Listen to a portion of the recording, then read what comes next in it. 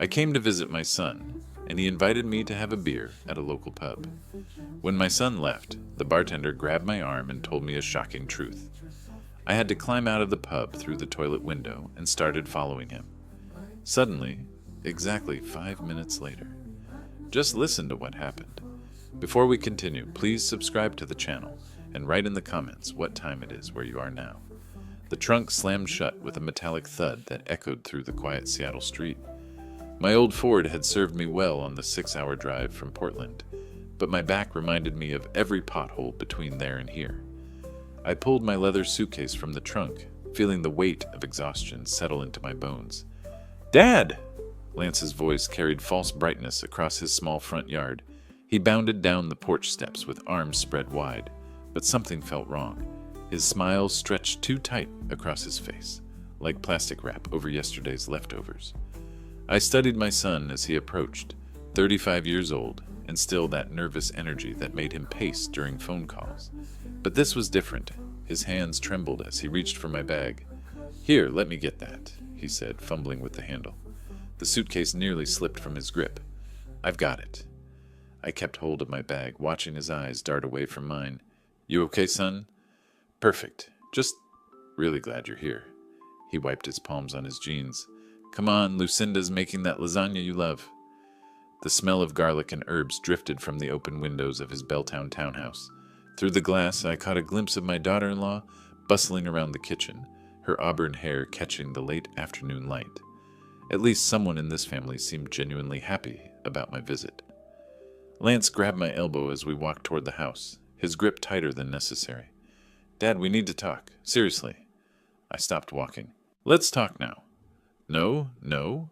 He shook his head rapidly, that fake smile returning. "First get settled. Rest after the drive. We'll have dinner, catch up properly. Then we'll sit down and—" His voice trailed off, but his meaning hung in the air between us like smoke. Whatever conversation he had planned, it wasn't going to be pleasant. I'd learned to read people in 40 years of running an auto parts business, and Lance was broadcasting anxiety like a radio tower. "Lance?" Lucinda appeared in the doorway, flour dusting her apron. "Is everything all right out there?" "Everything's great," he called back, his voice pitched higher than normal. "Dad just arrived."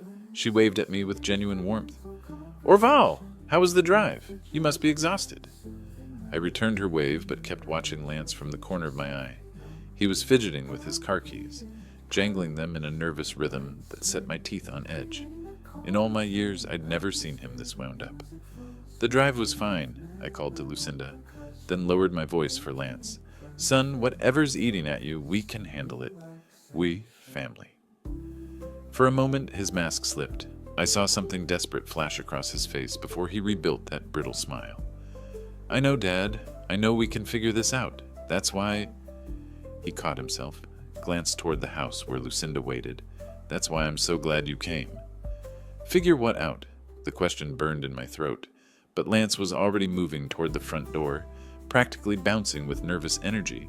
Whatever he needed to tell me, it was big enough to make a grown man shake like a leaf in a thunderstorm. I followed him up the porch steps, my suitcase heavy in my hand and a growing unease heavy in my chest. The Seattle evening air carried the scent of rain and something else I couldn't quite identify, something that felt like trouble brewing. The guest bedroom felt smaller than I remembered from my last visit 2 years ago. I methodically hung my shirts in the narrow closet, smoothing each one against the rod with practiced efficiency. 40 years of living alone after Martha passed had taught me the value of keeping things organized, keeping busy when my mind wanted to wander into dark territory. Lance's behavior downstairs gnawed at me like a splinter under the skin. I pulled my blood pressure medication from my toiletry kit, shaking 2 pills into my palm. The doctor had warned me about stress, but at 65, stress seemed to find me whether I invited it or not. Through the window, I caught movement in the backyard. Lance stood near his small garden, a cigarette dangling from his lips. When had he started smoking? Lucinda hated cigarettes, always complained about the smell when we passed smokers on the street. Yet there he was, taking long, desperate drags, like a man trying to calm his nerves. I pressed my palm against the cool glass, watching my son pace back and forth across the small patch of grass.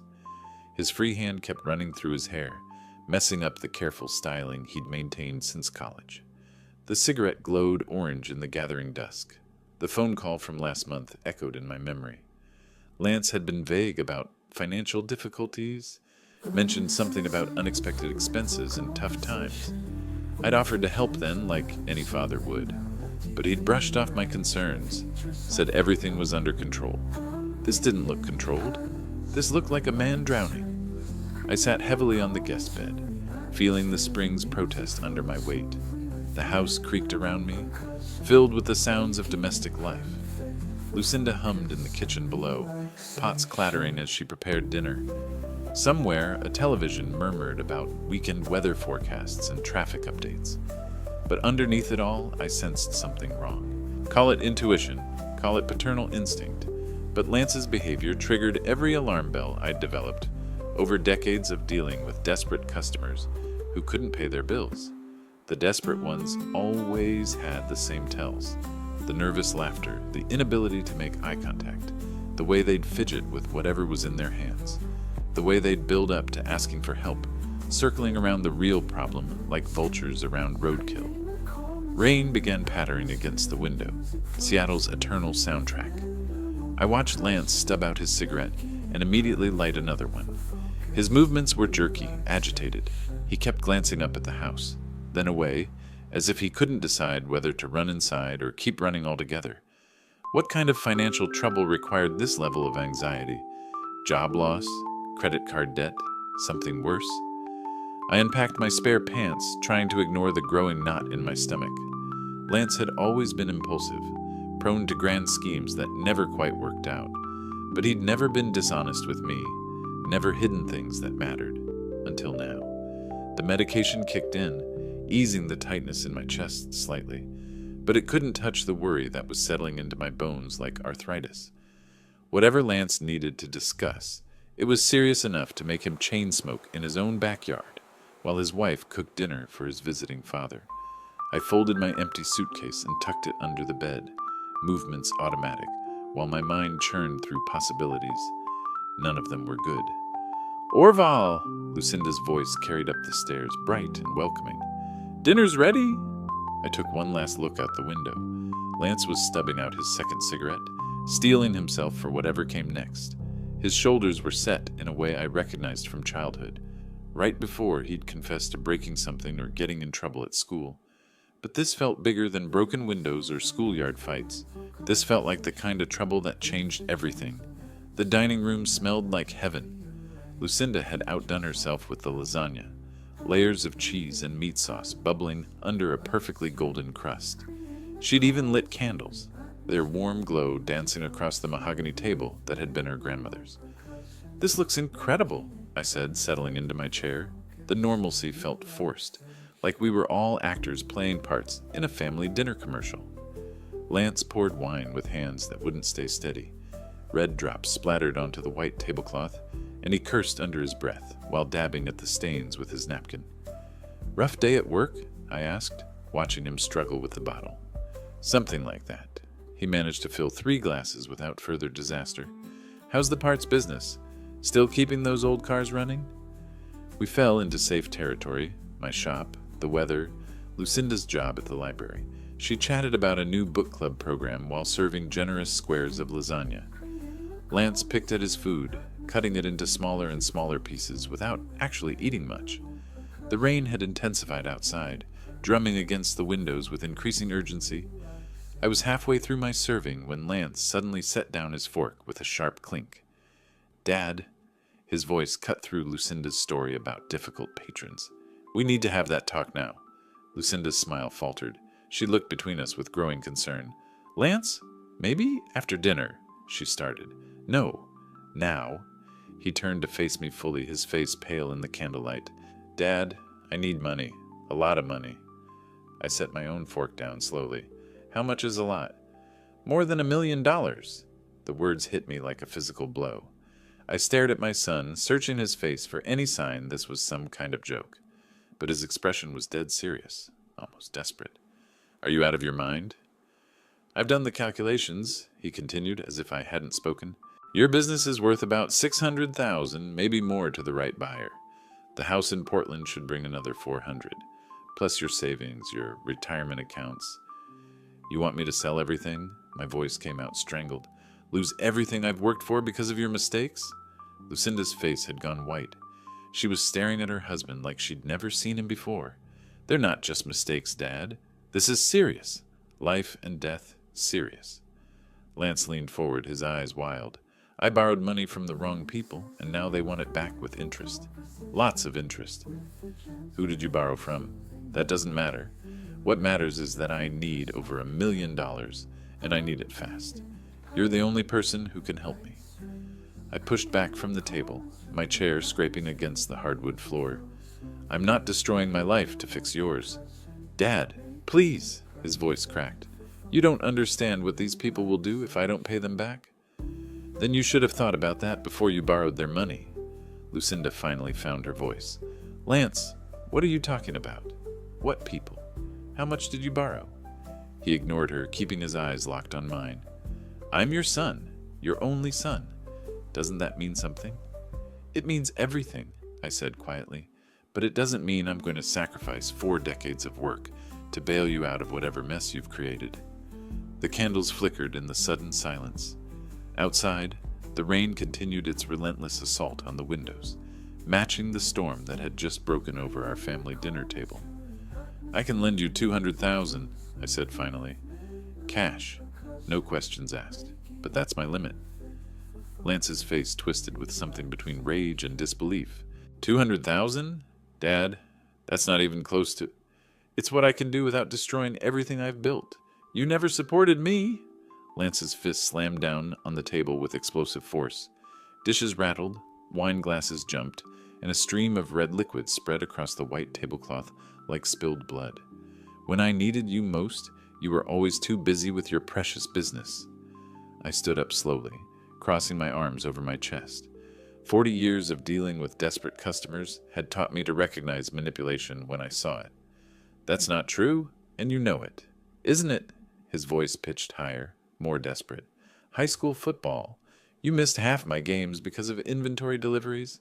College graduation, you left early for some emergency parts order.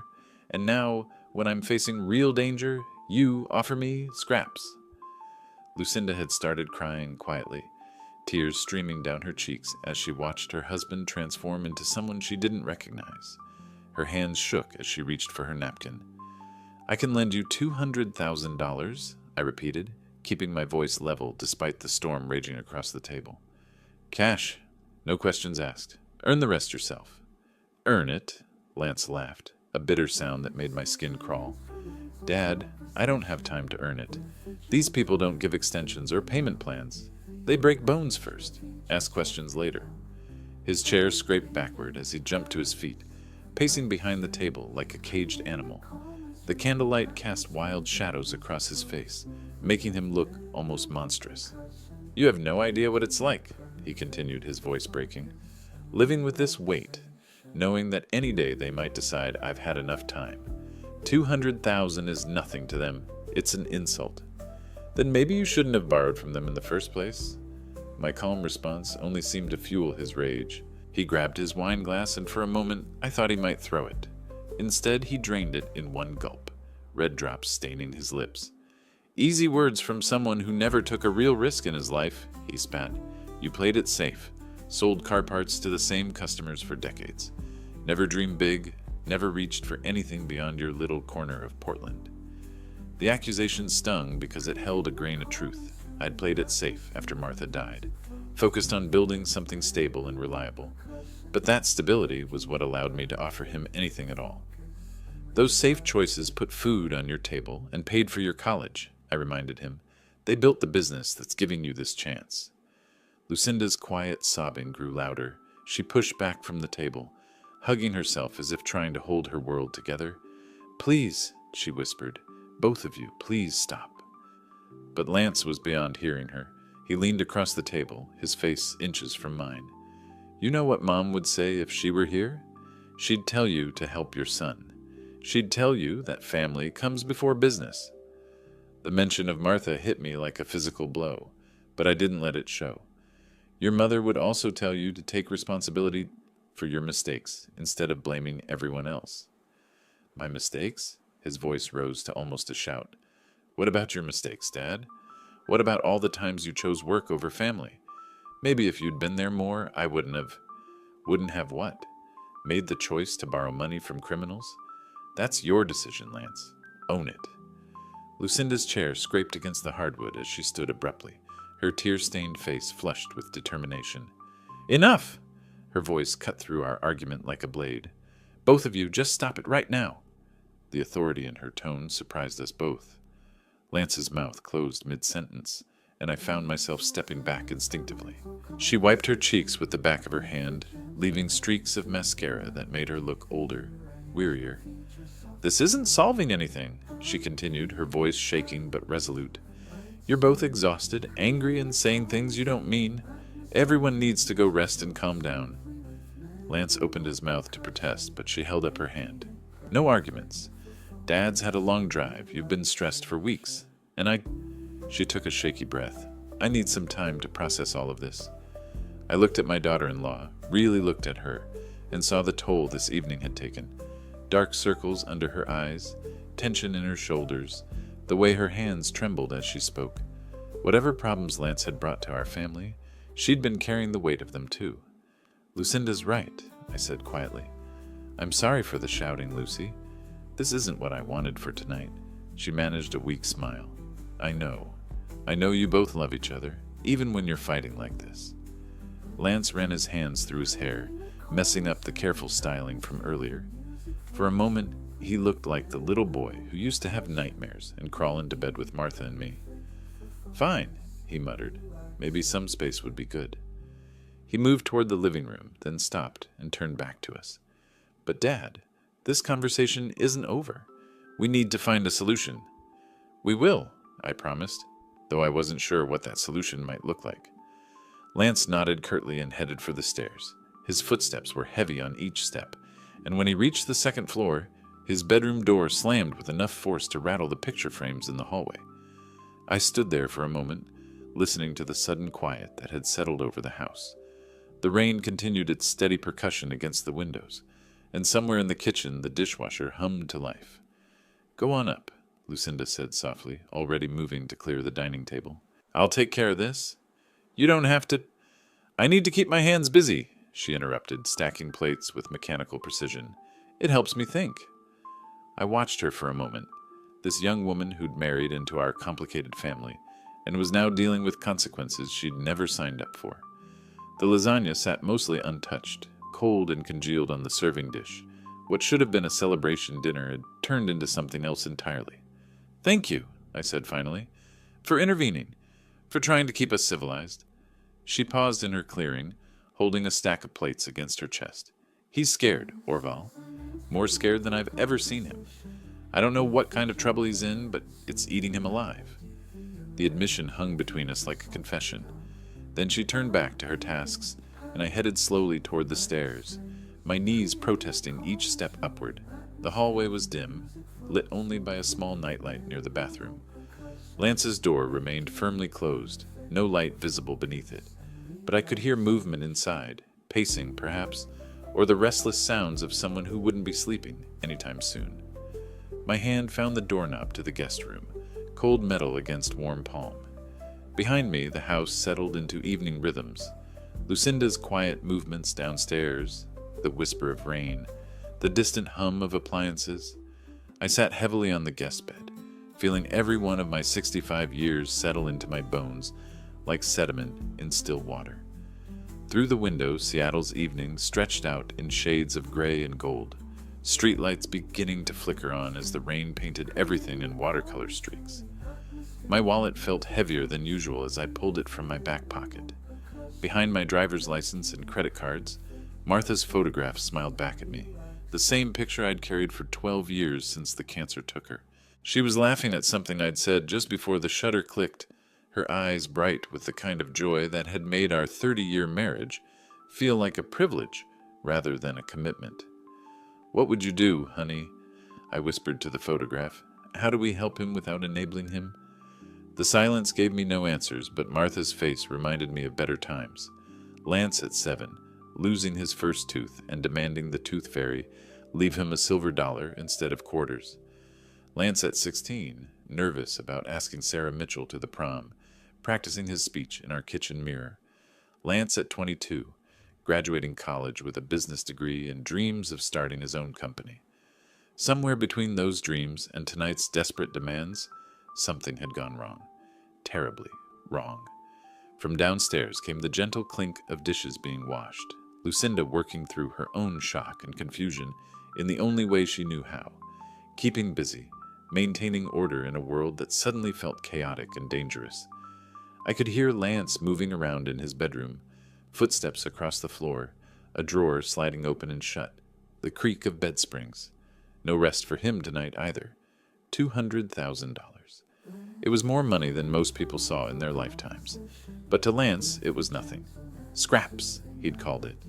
The casual way he'd dismissed that amount told me more about his situation than his desperate pleas had. This wasn't credit card debt or a failed business venture. This was something darker, more dangerous, but giving him everything he wanted would destroy me financially. At 65, I had no time to rebuild from nothing. The business, the house, my retirement savings, they represented 4 decades of careful planning and hard work. Without them, I'd be just another old man dependent on Social Security and the kindness of strangers. Yet he was still my son, still the boy who'd crawled into my lap when thunderstorms scared him, who'd asked me to teach him how to change oil and balance a checkbook. The boy Martha and I had raised to be better than this. Maybe $300,000 would be enough. It would hurt, require me to leverage the business and dip deeply into retirement funds.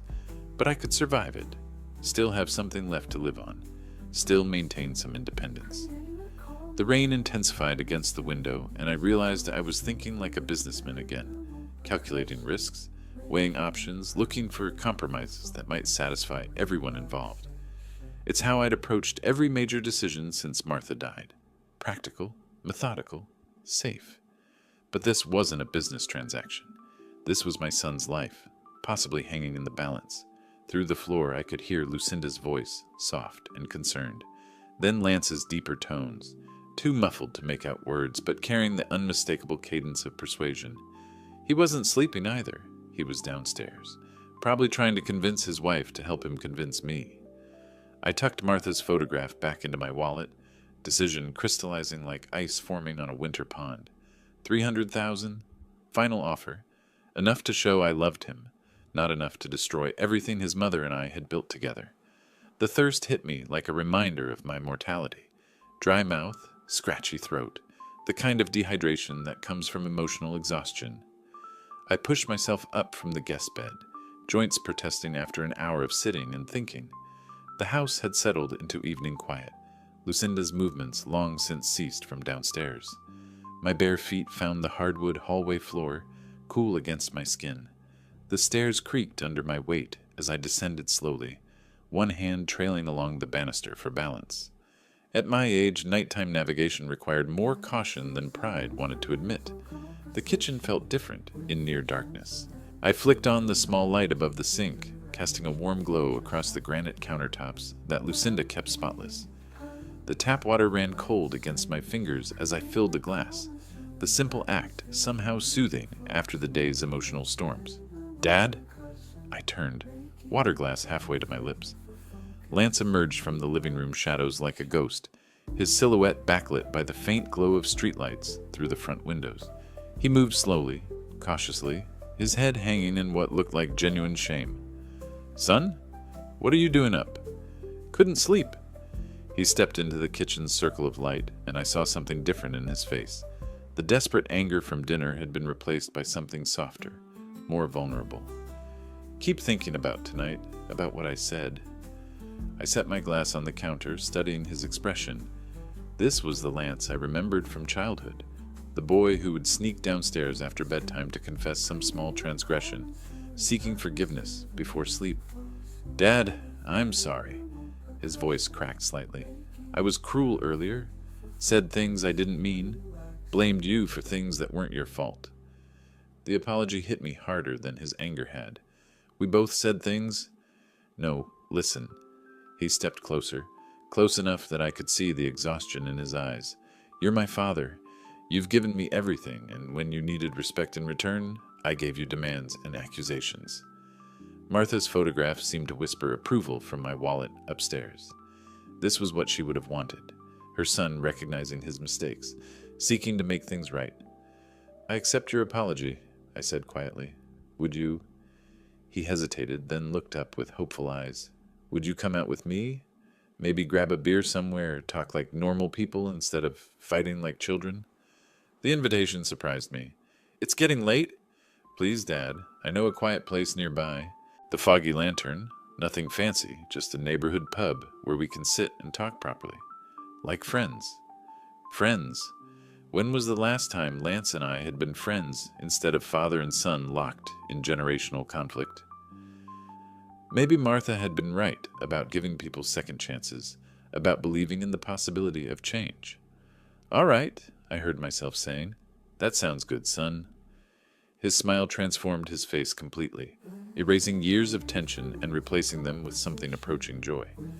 He stepped forward and wrapped his arms around me in an embrace that felt both surprising and natural. Thank you, he whispered against my shoulder. This means everything to me. I hugged him back, feeling the solid weight of my adult son in my arms. For the first time all day, hope flickered in my chest. Maybe we could work through this together. Maybe the $300,000 I'd decided to offer would be enough to start rebuilding our relationship along with his life. Let me get my jacket, I said as we separated. Mine too. It's cooling off outside. Lance was already moving toward the front closet, his step lighter than it had been all evening. The Foggy Lantern has great beer on tap, and they usually have a game on. Remember when we used to watch baseball together when you were teaching me about batting averages? Of course I remember. The memory warmed me more than the kitchen's overhead light. You kept stats in that little notebook. Still got it somewhere. He handed me my jacket, then shrugged into his own. Ready to go make some new memories? I nodded, following him toward the front door.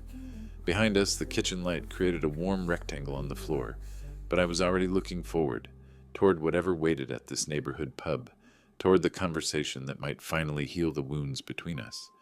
The Foggy Lantern lived up to its name. Amber light filtered through decades of cigarette smoke that had stained the wood paneling a rich brown, and the neon beer signs cast colored shadows across worn leather booths. It felt like the kind of place where neighborhood regulars nursed the same beer for hours while arguing about sports statistics.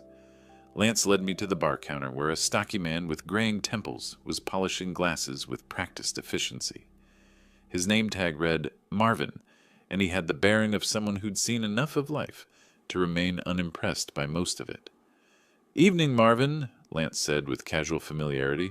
2 drafts, whatever you recommend. Marvin nodded without comment, pulling 2 perfect pints of amber ale. His movements were economical, professional, but I caught him studying Lance with the subtle attention bartenders develop for reading customers. Thanks, I said, as he set the glasses in front of us. The beer was cold with a clean bite that cut through the day's accumulated stress. Above us, a baseball game played on the mounted television. The Mariners were down by 3 in the 7th inning, and the small crowd of patrons offered occasional commentary to the screen. It felt comfortable, normal, like countless father-son evenings should have been. Remember when we used to watch games together? I asked, settling onto my bar stool. You were maybe 12, kept asking me to explain the infield fly rule. Lance's smile was genuine, reaching his eyes for the first time all day. Of course, Dad. You taught me to love baseball, said it was about patience, strategy, waiting for your pitch. Still good advice. For baseball and life, he agreed, raising his glass. To second chances. I clinked my beer against his, feeling something loosen in my chest that had been tight since dinner. Maybe this was what we'd needed all along, neutral territory away from family expectations and old grievances. The beer went down easy, and I found myself relaxing for the first time since arriving in Seattle. Lance seemed different here, more like the son I remembered, less like the desperate stranger who demanded my life savings. He asked about the shop, laughed at my stories about difficult customers, shared memories of helping me organize inventory during summer breaks. I miss this, I admitted as Marvin refilled our glasses without being asked. Me too. Lance took a long pull of beer, then glanced toward the entrance. Really missed it. Behind the bar, Marvin continued his quiet work, but I noticed him watching Lance with increasing frequency, professional interest maybe, or the natural wariness bartenders develop toward customers who seem nervous, despite friendly conversation. Because Lance was nervous. Now that I was looking for it, I could see the subtle signs. Fingers tapping against his beer glass, quick glances toward the door, the way he checked his phone when he thought I wasn't watching. "Everything all right, son?" "Perfect." His response came too quickly, too bright. "Just enjoying the evening, you know? Sometimes you forget how good it feels to just sit and talk." The baseball game ended with the Mariners stranding 2 runners, and Marvin reached for the remote to find another channel. The movement seemed to make Lance more anxious, his eyes tracking every person who entered or left the pub. "Dad, would you excuse me for a minute?" Lance stood abruptly, fishing his phone from his pocket. "Need to use the restroom, maybe make a quick call." "Sure thing." I watched him navigate between tables toward the back of the pub, beer glass still half full on the bar counter. Something felt off about his sudden departure, but I couldn't put my finger on what exactly. Maybe he was just checking on Lucinda, making sure she wasn't worried about our late-night excursion. Marvin appeared in front of me, wiping down the already clean bar surface with methodical strokes. "Nice evening for it," he said conversationally. "For what?" "Father-son time. Don't see much of that anymore." His eyes flicked toward the back of the pub where Lance had disappeared. "Your boy seems restless tonight." Before I could respond, something in Marvin's expression shifted. His casual demeanor sharpened into something more focused, more urgent. He leaned slightly across the bar, his voice dropping to just above a whisper. "Listen, old-timer," he said, his words carrying the weight of serious concern. "We need to talk." Marvin's hand clamped around my forearm with surprising strength, his grip urgent but not painful. The easy bartender facade had completely disappeared, replaced by something harder, more military in its intensity. "Listen to me very carefully," he said, his voice barely above a whisper. "Your son was in here earlier today with 3 men. I overheard them talking about your elimination." The word hit me like ice water. "What? That's impossible." "Look for yourself." Marvin's free hand reached under the bar counter, revealing a small security monitor built into the bar's surface. The screen showed multiple camera angles of the pub's interior and exterior, including a clear view of the entrance area. "There," he pointed to the main camera feed, showing the pub's front entrance. "Right now."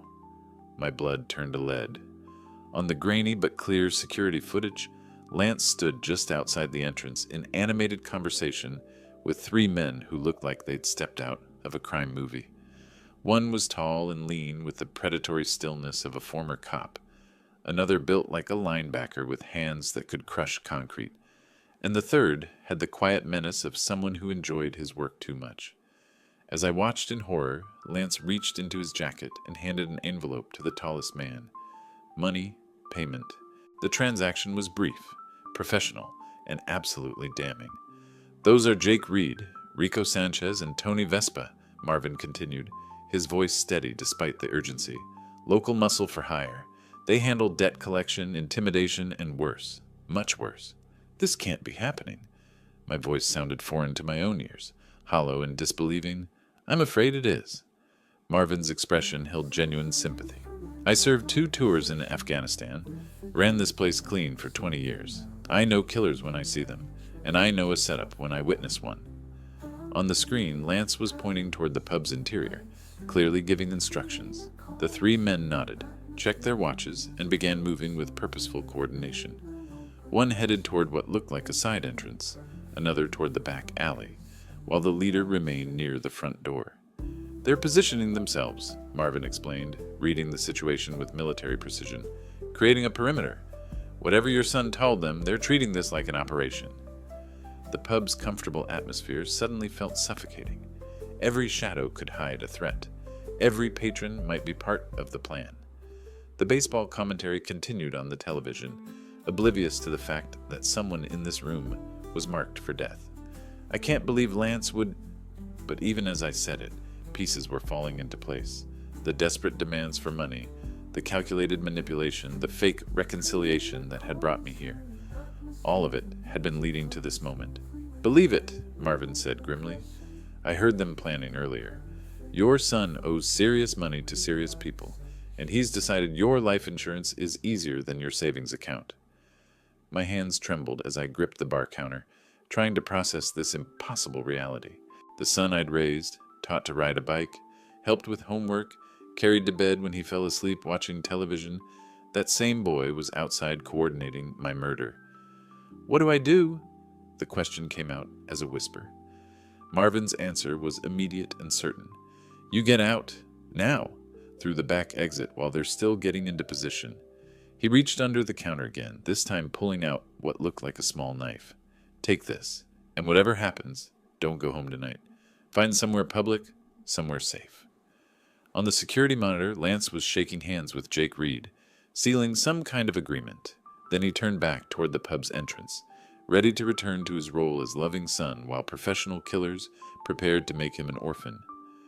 "Why are you helping me?" I asked, pocketing the knife with nerveless fingers.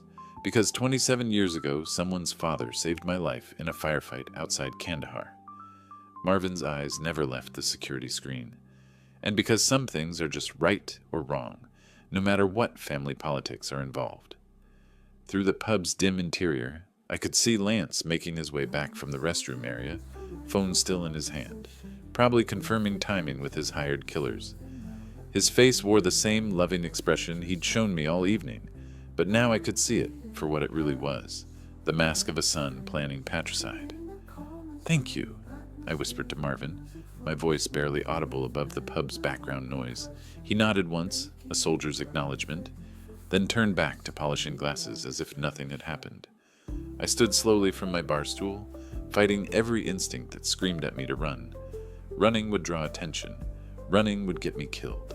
Instead, I walked with measured steps toward the back of the pub, past the pool table where two college students argued about a missed shot, past the corner booth where an elderly couple shared nachos and reminisced about their dating years. The men's room door felt heavier than it should have as I pushed it open. My hands were shaking now, adrenaline flooding my system like it hadn't since Korea, 60 years ago when bullets sang overhead and survival meant making split-second decisions with incomplete information. I locked the door behind me, the metallic click echoing in the small tiled space. The bathroom was cramped, barely 6 feet wide, with a single window set high on the back wall.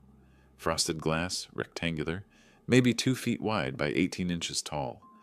Not much room for a 65-year-old man with arthritic joints and a bad knee from decades of crawling under car hoods. But it was the only way out that didn't lead past 3 professional killers. The window opened with a rusty protest, cool Seattle air rushing in to mix with the bathroom's industrial disinfectant smell. I grabbed the edge of the sink and pulled myself up, my knee screaming in protest. The porcelain was slick under my palms, and for a terrifying moment, I thought I might fall backward onto the tile floor. 65 years old, when had I become this fragile? The window frame bit into my ribs as I squeezed through, my jacket catching on the metal latch. Below me, the alley stretched away into darkness, punctuated by a single security light mounted on the building across the narrow space. Dumpsters lined both walls like sleeping monsters, and the pavement looked very far away. I had no choice. I pushed through the window opening, felt myself falling, and hit the alley pavement harder than I'd hoped. My knees buckled, pain shooting up through my spine, but I rolled with the impact the way Sergeant Martinez had taught us during basic training. Some muscle memory never dies. The alley smelled of garbage and rain with an undertone of something else. Grease from the pub's kitchen, maybe, or oil from the delivery trucks that serviced these back entrances. I stayed low, moving along the building's wall toward the front, my breathing more ragged than I wanted to admit. Through the brick and mortar, I could hear the faint sounds of the pub continuing its normal Friday night rhythm. Baseball commentary, laughter, the clink of glasses. Somewhere in that warmth and normalcy, my son was probably checking his watch, wondering why his father was taking so long in the bathroom. My son who had hired killers to murder me. The thought should have paralyzed me, but instead, it sharpened my focus. I reached the corner of the building and pressed my back against the brick wall, listening. Male voices carried on the night air, not from inside the pub, but from somewhere near the front entrance. Lance's voice, and others. I edged closer to the corner, staying in the shadows cast by an overhang that sheltered the pub's rear delivery entrance. My heart hammered against my ribs, but my breathing was controlled now, measured. The old training was coming back, muscle memory from a war I'd tried to forget. From around the corner came the low murmur of conversation, too distant to make out words, but close enough to recognize the cadence. Planning, coordination, the sound of professionals discussing their work. I had to know what they were saying, had to understand exactly what I was up against if I was going to survive the next 24 hours. The knife Marvin had given me felt solid in my jacket pocket, but I had no illusions about my chances in a fair fight against 3 younger, stronger men. This wasn't going to be a fair fight. Moving carefully, I crept toward the front of the building, using parked cars as cover. A Ford pickup truck sat at the curb directly across from the pub's main entrance, its bulk providing perfect concealment. I crouched behind its rear bumper and peered around the tailgate. Under the amber glow of a streetlight, Lance stood with 3 men who looked exactly like what they were. Professional violence wrapped in casual clothes. The streetlight cast harsh shadows across their faces, turning the conversation into a scene from a crime movie. I crouched behind the pickup truck's tailgate, close enough to hear every word, far enough away to remain invisible in the truck's shadow. "Tomorrow at 8, the tall one was saying, his voice carrying the kind of authority that came from years of giving orders others didn't question. This had to be Jake Reed, the ex-cop Marvin had identified. Make it look like an accident. Brake failure, steering problem, something mechanical. Lance nodded eagerly, like a student receiving instructions from a beloved teacher. He always parks in the same spot behind his shop. Creature of habit, you know? Been using that space for 20 years. What kind of car? The stocky one, Rico Sanchez, had a voice like gravel in a cement mixer. Matters for the setup. Old Ford pickup, probably 10 years old. He maintains it himself, changes his own oil, all that stubborn independent stuff. Lance's casual dismissal of his father's self-reliance made my stomach turn. Blue, 4-door extended cab. The third man, Tony Vespa, spoke quietly, his words barely carrying across the street. Security cameras in that area? A few, but nothing that covers the parking area directly. The angle's wrong from the street cameras, and the shop's system focuses on the front entrance, not the employee lot. They'd thought of everything. This wasn't a crime of passion or desperation. It was a methodical assassination planned with professional precision. I memorized every word, every detail, storing it all for whatever came next. $200,000 is cheap for this kind of work, Rico complained, shifting his weight from foot to foot. Usually we get $500,000 for a clean elimination. Lance's voice tightened. That's all I have right now in cash. But once the inheritance comes through, he spread his hands in a gesture that promised future riches. We're talking about over $1 million in total assets. I'll double your fee once everything's settled. And if the old man changed his will? Jake's question was pointed, professional. If he left everything to charity or some girlfriend we don't know about? He didn't. I've seen the will. He had me witness it 3 years ago when Mom died. Everything comes to me, then to Lucinda, if something happens to me. Lance's confidence was absolute, chilling. He's too sentimental to cut out his only son. Too sentimental. That's what 40 years of loving someone unconditionally got you. A reputation for being too sentimental to protect yourself from their betrayal. Tony was studying the pub's entrance. What about the wife? She going to be a problem afterward? Lucinda? Lance actually laughed. She barely balances the checkbook.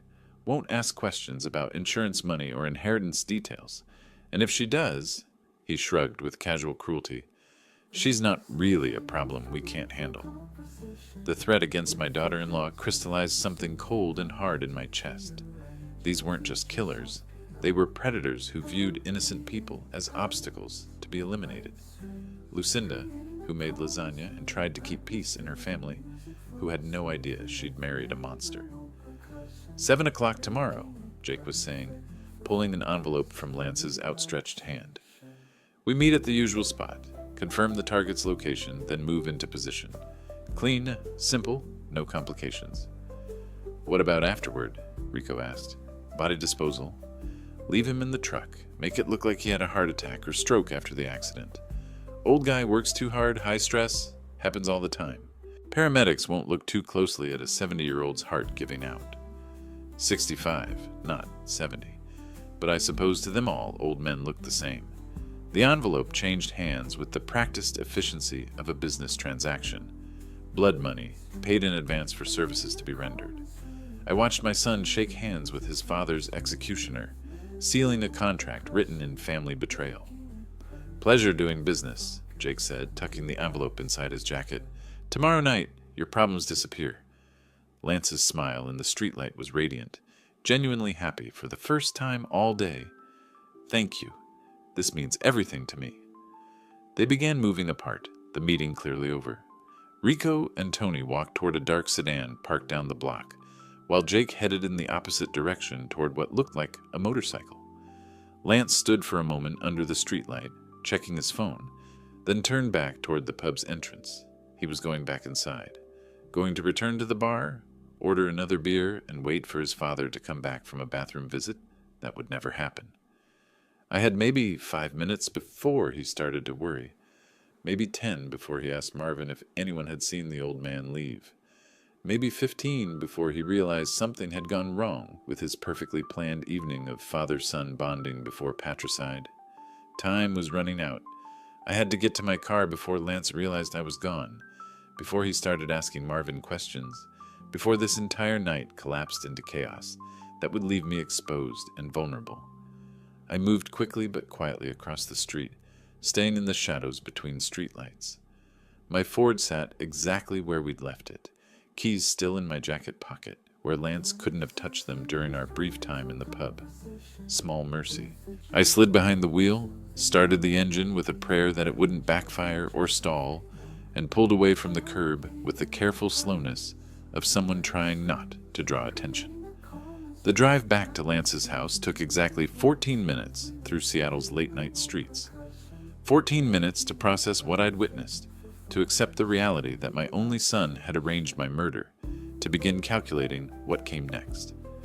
The logical part of my mind was already working through practical considerations, how much time I had, what resources were available, which innocent people needed protection. Lucinda. Whatever happened between Lance and me, she didn't deserve to become collateral damage in a war she didn't even know was being fought. I parked 3 houses down from Lance's townhouse, the same careful distance I'd learned during night reconnaissance operations in Korea. The street was quiet, windows dark, normal people sleeping through what felt like the most important night of my life. I walked quickly but quietly to the front door, using the house key Lance had given me with such apparent trust just hours earlier. The lock turned smoothly, the door opening into the darkened living room where this evening's catastrophe had begun. I stood for a moment, listening. Somewhere upstairs, Lucinda was sleeping, probably exhausted from the emotional turmoil of our dinner argument. She had no idea her husband was currently sitting in a pub, wondering why his father was taking so long in the bathroom. The guest room felt different now, not welcoming, but like enemy territory I needed to escape. I packed methodically, the way Martha had taught me during our early years of marriage when my night shifts at the shop meant coming home at strange hours. Every item had its place, every movement calculated to avoid noise that might wake the house. My blood pressure medication went into the toiletry kit, clean shirt and underwear folded into the suitcase. The photograph of Martha, still carrying her warmth and wisdom, tucked safely into my wallet. Everything that mattered, everything that made this place temporarily home, erased as if I'd never been here. Before leaving, I took a piece of paper from the guest room's small desk and wrote carefully in my most legible handwriting. Lucy, your husband is in danger.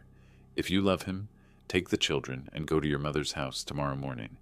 Don't ask questions. Just leave. Trust me. Oh, it wasn't the whole truth, but it was enough truth to save her life. I placed the note on the kitchen counter where she'd find it when she made her morning coffee, weighted down with the salt shaker so it wouldn't blow away if someone opened a window.